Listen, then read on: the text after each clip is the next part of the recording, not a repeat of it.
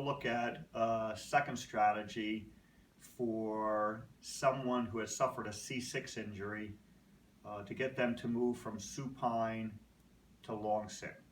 Earlier, we showed you the first strategy for someone with a C6 injury, spinal cord injury, that did not have triceps, and we showed you the walk around method to come from supine to long sit.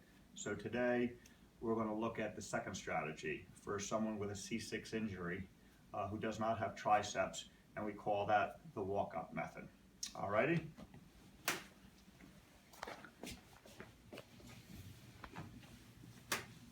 Alright, and what we'll do, we showed you on an earlier video on how to roll, so we'll start from that position of side lying.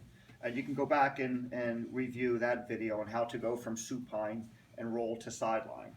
So once again, we'll start from the side lying position for the second strategy, someone with a C6 injury, no triceps. Again, I kind of like to use the hand here, the heel of the hand, just to stabilize against the head. I find a lot of times if patients do that, then it helps them, if they can fix themselves distally, it helps them use their proximal muscles, their shoulder muscles, better. If you think about someone who has suffered a C6 injury, they really are fully innervated at the shoulder at C5. And again, what we want to try to do is have the patient use some rocking, some momentum, and then they're just fixed here, and then we're going to have them try just kind of pop right up on their forearms. Similar strategy to the walk around. But what we're going to do here in the walk around method, you really have to have flexibility in your hamstring. So if they don't have that flexibility, we can kind of show them this other strategy.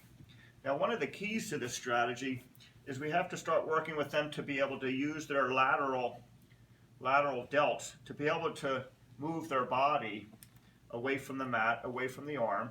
So we're kind of abducting away from the arm here. And we need to get really, really up high here, because what we're going to try to do is come up, and as we get high, we want to take this arm and then bring it back so we end up in this position. Now, 2 points to that if we're here, because if we don't come up high and we're here and we try to come back, 10 out of 10 times we're just going to fall right back down. So the first part of that strategy is being able to come up here, to come up high so that we can come back here, but we don't want this arm out here because we're going down. So once again, we're here, we try to come up high, and as we're coming up high, then we're going to bring this, using our shoulder muscles to bring this arm back here so we're in this position. Now here, you're really going to have pretty good shoulder range of motion, and if you're limited in the shoulder range of motion, this may not be the strategy for you. That's why we showed you that first strategy of the walk around. But right here, we're here. We can get it in this. We can also use treatment sessions, because now from here we have to learn to be able to de-weight, right? We have to be able to learn to de-weight, because what I want to then teach the patient to do is kind of keep the shoulder externally rotated. I can kind of keep substitute for no triceps here, because I'm going to really have to get this arm swinging back. So I'm here. You know, we can work on de-weighting, we can work on de-weighting, but eventually then what I got to do is get this arm all the way back, and you can see I'm a little bit limited in my range of motion at the shoulder.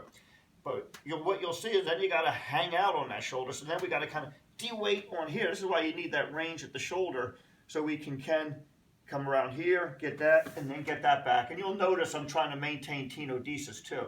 I don't want to be here stretching out the finger flexors.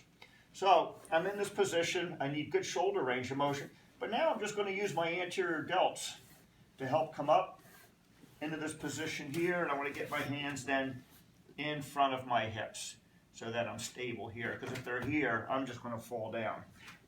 You can see where I have tight hamstrings, so I just keep them flexed a little bit. I don't want to, with tight hamstrings, if they're straight, we're going to start to overstretch my low back muscles, and I don't want to do that. So this is the position then that we want to get into.